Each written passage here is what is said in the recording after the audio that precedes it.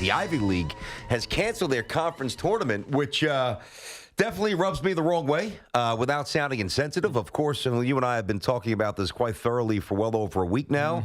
We have not minimized or marginalized the coronavirus by any stretch. It is worldwide panic. Some of it may be a little much. This is where we lean on science and the brilliant minds, as I've said a million times. So I think if somebody tells you to do something, you do it. Yeah. When you take it upon yourself to cancel something, as they have, canceling the entire conference tournament, to me, is ridiculous. Yeah, well, I mean, the problem, BT, is that we don't know, like, who has the coronavirus. We have no idea. Like, you and I could have it and just not be showing symptoms. True. And so we could be endangering everybody that we're coming in contact with. Right. The same thing could be said about the Harvard basketball team or the Yale basketball team or the Princeton women's basketball team or Dartmouth or whoever, internal to the team.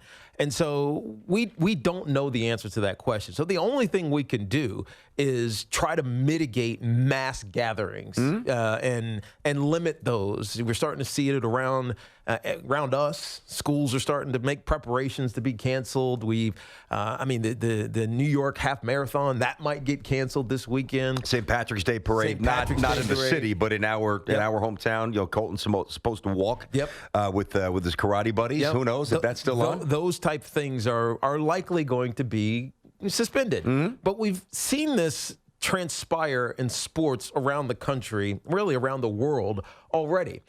Serie A has canceled or limited fans, meaning non-essential personnel are not even allowed in the building. You see it in other sports around the world, China and Japan. They still are playing the games. They're just empty, and it's odd. It looks weird, right? There's nobody in the arena. It looks like they're at a glorified practice in a massive stadium. Yeah. But you're still playing the games. And the reason why your gut is the same as mine, this feels so unfair, is because what makes the NCAA men's and women's championship tournament so exciting? The element of unpredictability. Is the element of unpredictability. You have no idea who's going to make a run or who's going to go find a way to sneak in with the tournament bid because they win whatever their respective tournament is. And it's particularly relevant this year in the Ivy League because by awarding the automatic bid to the regular season champion, it's the Princeton women, and to the women's NCAA championship tournament, and it's the Yale men get the automatic bid in the NCAA men's championship. It's great because they were good in the regular season, but it also belies the real story of their season. The second place team for the men in the Ivy League was Harvard, and Harvard won two important games this year. Both of them were against Yale.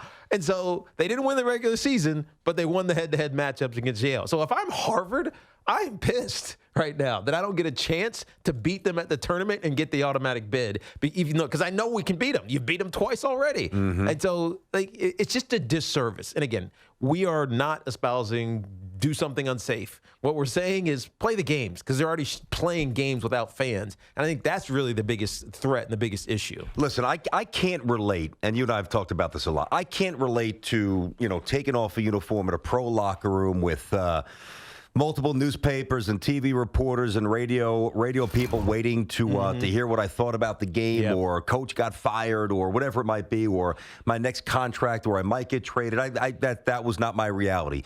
So I remember stripping off my college uniform for the final time, knowing that that's it. That's it. I was good enough to get to this point, and that's it. And I was okay with that because I knew that I maximized whatever God had given me, and talent-wise, which wasn't much, candidly. But I look at these young men and women in the Ivy League right now, where their laboratory of dreams just got smashed in half. I mean, that's what happened. Now, if you're a sophomore or obviously a freshman or even a junior, all right, you get a chance to come back. What about the seniors? What about the seniors who this was their last hurrah? This was their last chance. Maybe I'm sure this happened.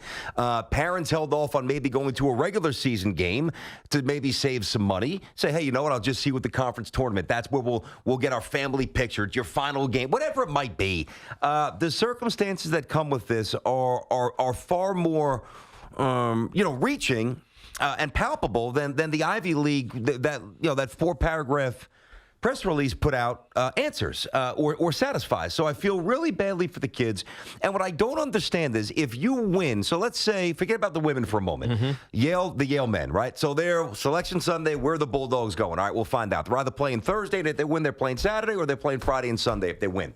If they win 2 games, even if they only win 1, but I'm sorry, if they win 1 game, they will be playing in front of 40,000 plus people because they'll be. It's not quite it's not the national semis, which we'll be out at. We think where it's a football stadium and there's 100,000 people in Atlanta. In Atlanta, there's going to be 20,000 people. Those early rounds are smaller venues, so 20,000 people for the first game, and then if they win, 20,000 people for the second game. Not all will be the same, and you're telling me that doesn't really bring an inherent risk of whenever the Yale Bulldogs lose, eventually they're going to go back to campus. And if they were exposed to anything or anyone with the coronavirus, they are now a real risk to the campus. So I don't understand what this solves. Yeah. I've been thinking about this all day. Yeah. And for brilliant minds, it just seems somewhat illogical and very hasty. Yeah, well, the thing that it solves is the risk to the population that's sitting in the stands. But play in front of no one. I agreed. That's it. I agree. That's what we were talking about. That's why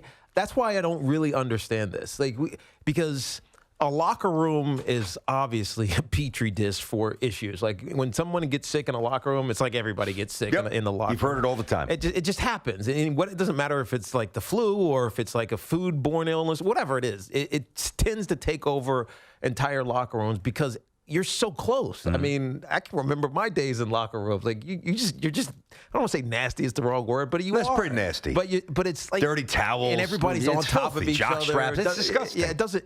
Like you're all on top of each other all the time. Nasty. And so if one guy in the locker room has it or girl in the locker room has it, everybody likely has it. It's just the way that locker rooms are. And so if that's what you're guarding against, then it's too late.